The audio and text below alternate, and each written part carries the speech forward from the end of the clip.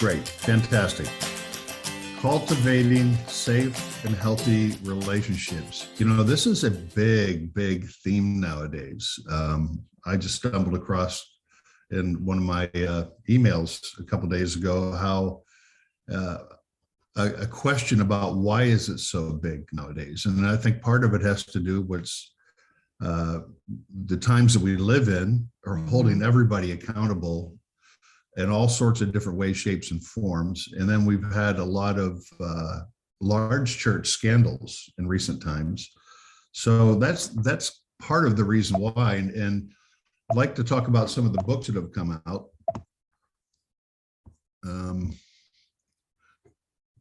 just a moment. So when we think about the way we will obtain a good perspective on healthy relationships, we might get it from our family, and sometimes our families are goofy, sometimes they're dysfunctional, and sometimes they're fantastic. That might be where our first compass comes from. It could be from society, the workplace, the town that we live in.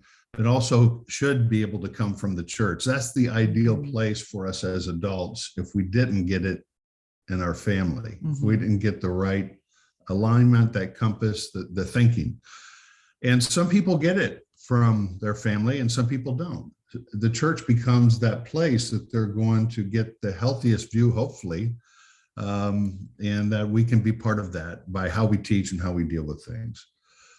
And so when we look at why this is a big topic in the world, we can look at all the books that have come out related to this kind of topic today.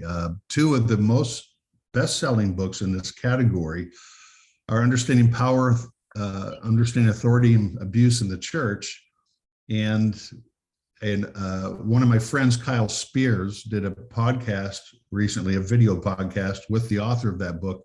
And he said that was his best attended podcast ever. I think the leading book of the last year and a half, a church called Tov is a Hebrew word for good, comes from evaluating some of the scandals that have taken place, and it uses a large church in the Chicago area called Willow Creek as a basis for telling the story about what kind of church we can be. But there's a lot of books that show that this is a big theme today. The movie Spotlight, dealing with the scandal in the Catholic Church, specifically in the Boston diocese, and the podcast, The Rise and Fall of Mars Hill, which was in the top 10 of 2021, shows that this is a huge, huge theme. And so what does that mean for us? Well, I think the scrutiny from the books, the podcasts, and the movies can be a good thing for Christianity. And it can be good for us to be a reminder that we're being watched. We're supposed to be a city on a hill. So what we want to do to be able to figure out how we can be the very best version of ourselves. So we're going to just cover these 6 things in our class today, just starting off with the Proverbs and talking about what it means to choose wisely our relationships. And in 1 Samuel, we're going to look at being joined by a shared purpose. In Proverbs, there's so many scriptures on critiquing constructively and helping one another out, and just how to do that, allowing for divergent opinions, which is something we're really facing more and more in the world. And then it goes into the church, and settling issues quickly. And of course, we'll end with seeking maturity. Choosing wisely. So I became a Christian when I was 20. Wisdom was so far from me. By the grace of God, I became a Christian, but I was living with the results of a lot of foolishness in my youth. And, as I've grown as a Christian, the more I understand about what it means to choose wisely. And the scriptures in Proverbs, chapter 12, verse 26, the righteous choose their friends carefully, but the way of the wicked leads them astray. But that actually is something that we have to really look at within the body as well, of choosing our friends carefully. And in chapter 27, verse 17 is iron sharpens iron, so a friend sharpens a friend. In chapter 13, verse 20, walk with the wise and become wise. Associate with fools and get in trouble. In chapter 18, verse 24, one who has unreliable friends soon comes to ruin, but there is a friend who sticks closer than a brother. So when I was a young Christian, these scriptures really met a need, because it explained really why I ended up with the life that I ended up with. And but it did lead me to see my need for God. But, I've been a Christian now for, gosh, I think a little over 40 years. Yeah, 41 years and going on 42 years. And these scriptures continue to teach me on my choices. And, some friends I've had for the whole 40 years, and those friends have stuck closer than a sibling can stick to me. But just, we're accountable for who we're influenced by. And I think really understanding that we don't have to be best friends with every single person. Like a friendship means some of that is our choice, and being accountable for who we are influenced by, but not ignoring the whole, embracing the whole. Where I go for wisdom is on me, and looking for a few for wisdom while embracing the whole. The word whole implies that there are parts, and parts are connected. Wholeness is not to be confused with oneness. And that quote is from Peter Stanke, and we'll continue to talk about that throughout our hour together. But it's not that I'm ignoring the whole, but who I get my wisdom from is so important. And I've been led astray by being too vulnerable to the opinions of some of my brothers and sisters, and not taking responsibility, not taking personal responsibility. Good. We're going to talk here about being joined by a shared purpose, but I want to make sure I tell a little bit of a story here. Jonathan in 1 Samuel, and a couple of different chapters in 1 Samuel, proves to be a courageous, righteous warrior looking out for the honor of Israel and his God. He took great risks. He got behind enemy lines and faced all sorts of odds and came out victorious. Well, then we get to chapter 17. The whole chapter is dedicated to the story of David and Goliath. And we know that story is the most commonly understood story by children in the world. So let's read after that. After David finished talking with Saul, now this is immediately after discussing what happened with Goliath, Jonathan became one in spirit with David, and he loved him as himself. From that day, Saul kept David with him, as he did not let him return him home to his family. And Jonathan made a covenant with David because he loved him as himself. Well, Jonathan and David were so similar in their character, in their heart, their concerns, their aims. And Jonathan picked up on that day. Like, that's somebody that I could really get close to.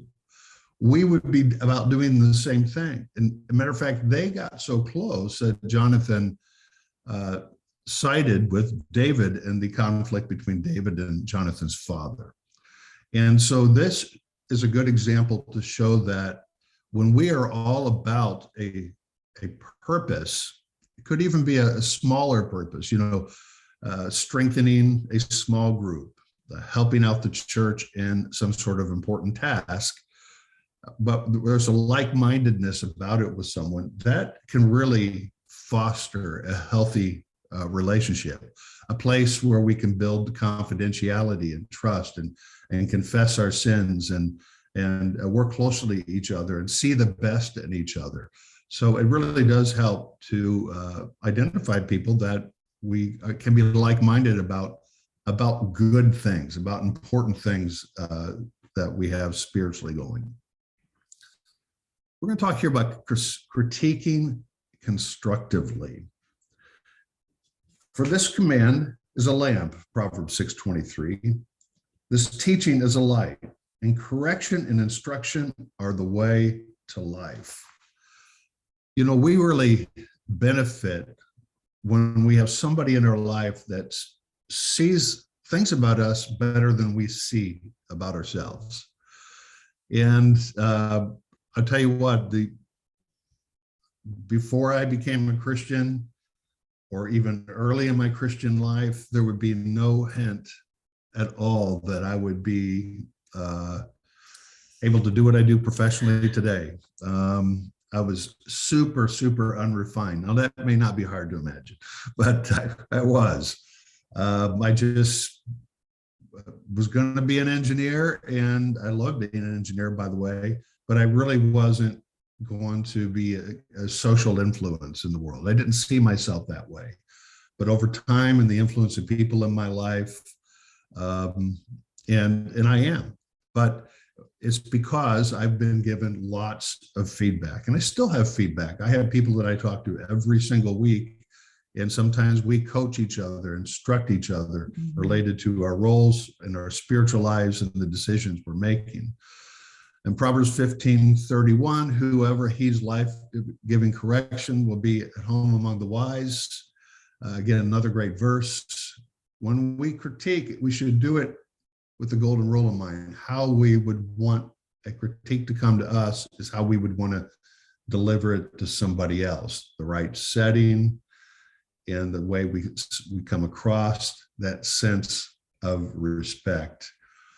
And then wounds from our friends can be trusted, but I can't even read that because my face is covering that. But an enemy multiplies kisses, okay? So we can be convicted in such a way, it might even hurt by some sort of feedback we get. And but if we remember they have our best interests in mind, it can be really helpful. So think about that. And we will now talk about how we want to leave space for differences. Look at the times we live in. We got people with brash expressions about politics, criminal justice, societal issues, protests, role of women, national history, the police, vaccines, reach of government, and so forth. And we got all this stuff that's been going on in the church world.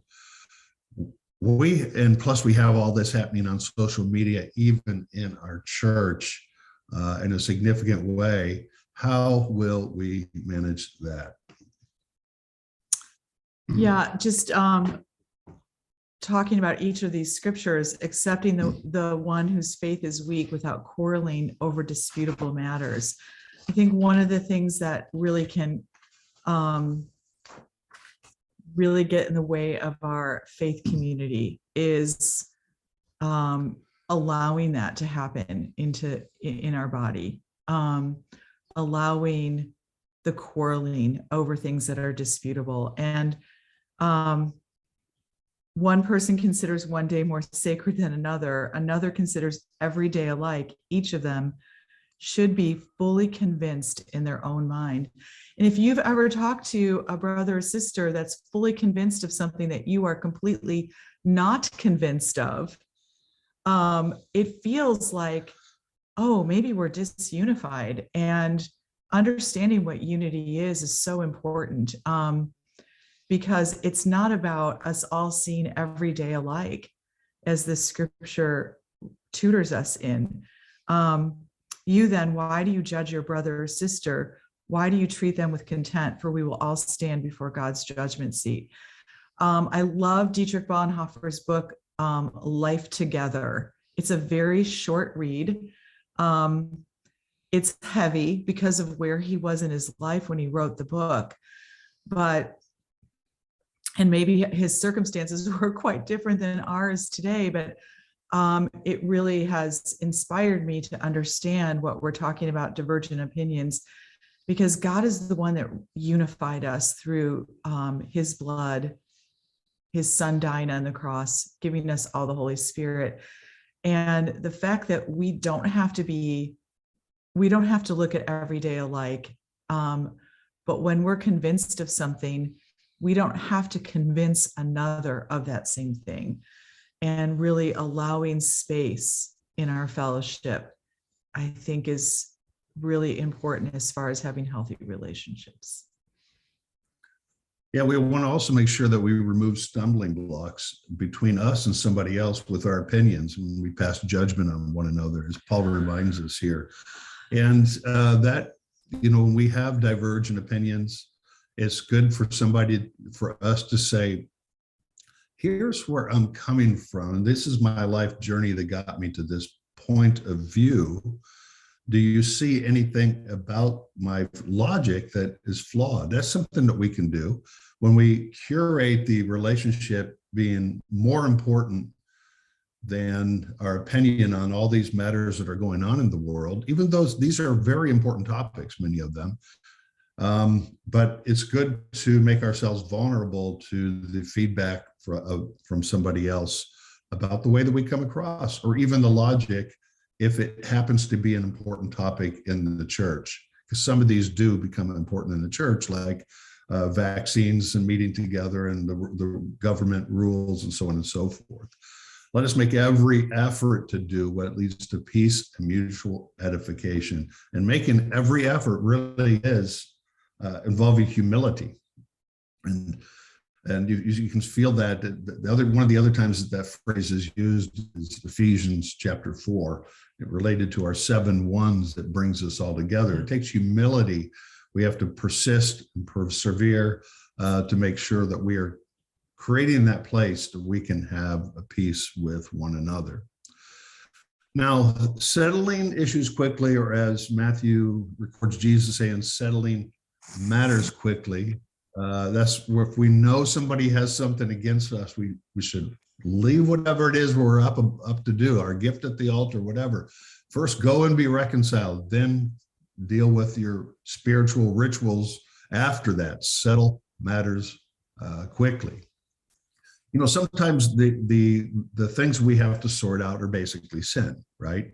So therefore, and we want to go to that brother. In Matthew chapter 18, the spirit of this helping a brother who's in sin is to win them over, not to beat them up, not to shame them, not to kick them out of the church, but to win them over, so that if that sin is actually true, that we think we've seen a sin or know the sin, we want to win them over and help them come out of that sin.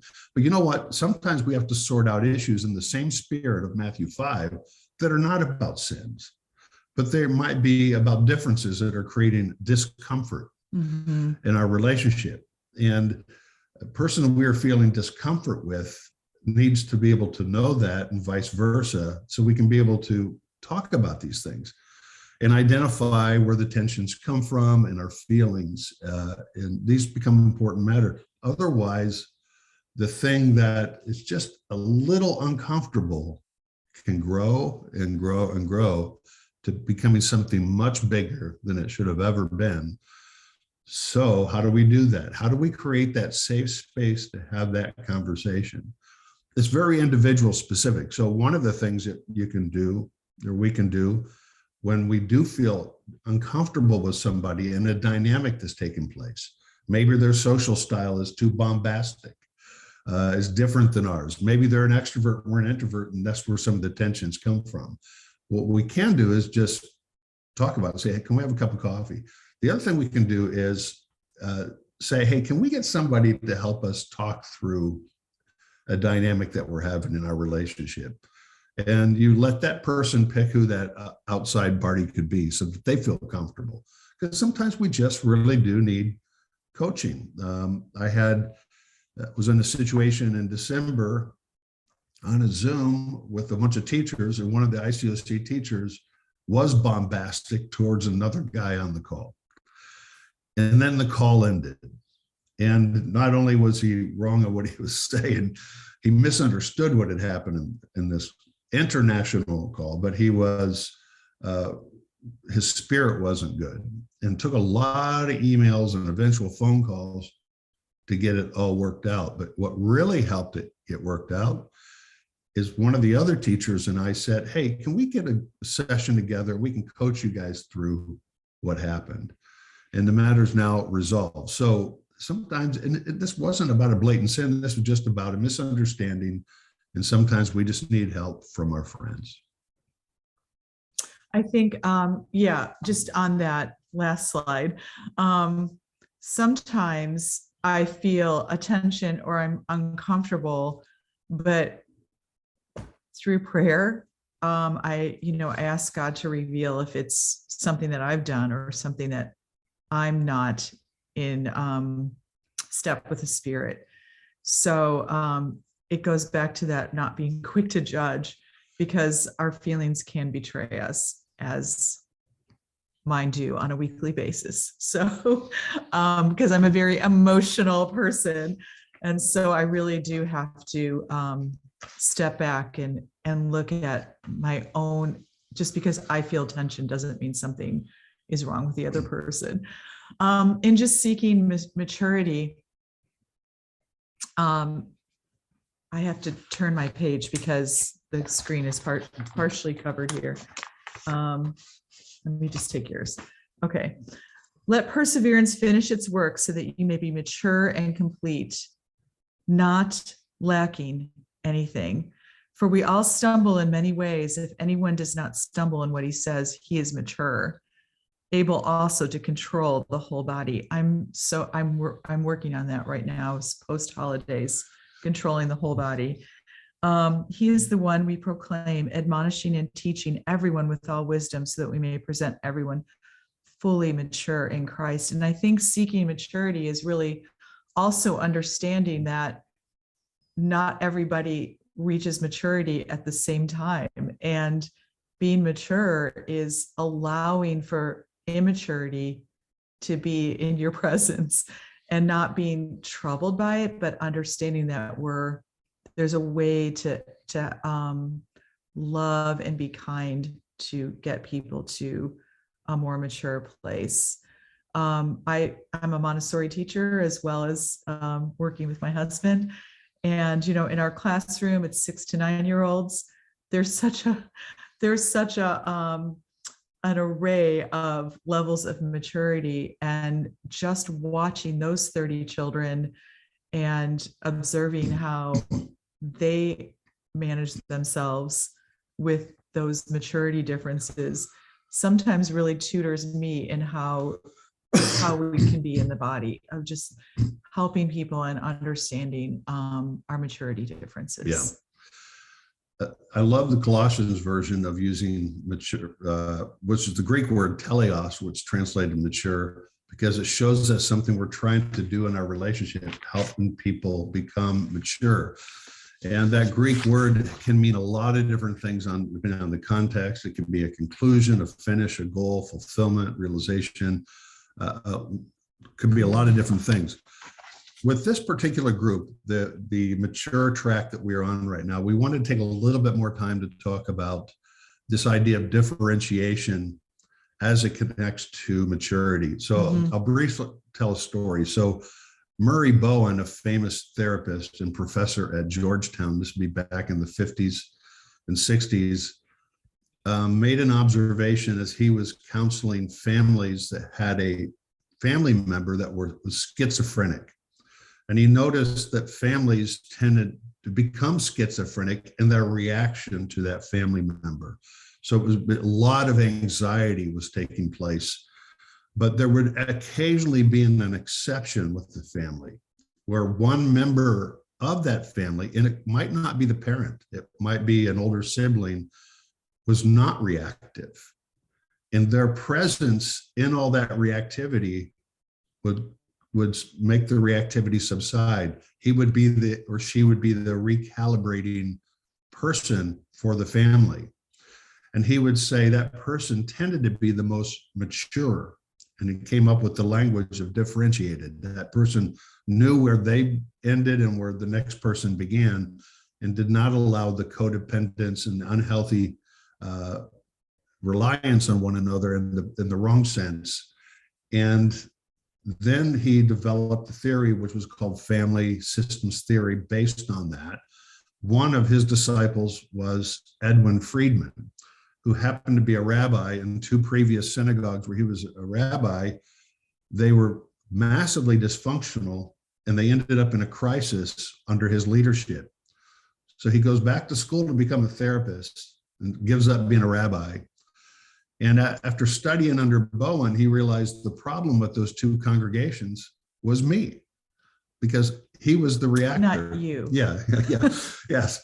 I wasn't born Maybe. yet. He was the reactive person that made their problems and their long history even worse, rather than being a good pastor by being differentiated. And that has to do with remaining calm, but staying connected. So let's say you got hurt by somebody that you every single year would be going on family vacations with, but you had this big conflict, that lots of hurt feelings. Well, Friedman would say, go on that family vacation again. Be normal. Don't be reactive, and act in such a way as you know you guys will get through all that. There will be a place and time where things are calm again. And then one of Friedman's disciples, his name is Peter Steinke, who Tricia quoted from earlier. He's still alive, and he is a church consultant, written a lot of books about healthy congregations, how your church family works. A fantastic writer. These are short books, and I highly recommend them in all of our consulting work. One of the things that he contributes uniquely is he talks about the way our brainstem works, which a lot of people know this because this is part of training in companies and churches, but about how our amygdala is our mechanism that helps our brain respond to threats. And sometimes our amygdala can be overreactive, and we can be in situations, even in a social situation like a church, where our anxiety makes it hard for us to process things. But a mature person will know what to do to calm themselves down. And that's this process of differentiation, which is, like I said, is so connected to maturity. And so that's our goal, is to help, when we help churches out, help them calm down. Because when we've gone into a number of our clients now, we're walking into a situation where there's a lot of hurt and pain, and they need somebody from the outside that can help them sort through it. So this is what we covered, okay? We have more time left than I thought. So I'm going to go to one more slide and then take some Q&A. Back in around 2000, Tricia and I became an elder, and we were only two elders in a church of over like 3,400. And we were in over our head. I was basically 40 years old. One of the things we did is we surveyed the church and found the condition of the flock. And there were hundreds of people that met a category where they were just so discouraged, and we started something called spiritual recovery. And they would not need to go to midweeks or Bible talk. They would instead go to a Friday night event where there was a meal and a bunch of other people, mature people, helping them out. In 6 different locations in the Chicago area, we did this for all those who desired to see themselves needing that help. And about 1 out of 5 people in the survey were there because of the way they were treated by leaders. But the other 4 out of 5 were there because of life situations. And the problem was their leadership did not know how to get them through it. So Tricia created a model after some things she read. And I'll let her take over at some point here, because she's the one who developed it. But we did see that when somebody becomes a Christian, they are just happy with everything that's going on. They see no problems whatsoever. They're just like happy to be in the church, happy to be saved, right? And then they soon become like maybe a young leader of a Bible talk, possibly an enthusiast, fired up, but actually helping the church grow. And then unpleasant ordeals come along. What did you observe? Yeah, I think through the spiritual recovery, but then just observing even in my own life, and those around me, that there was this pattern. And looking at the mature people in my life, were they enthusiastic about their faith? Absolutely. But there was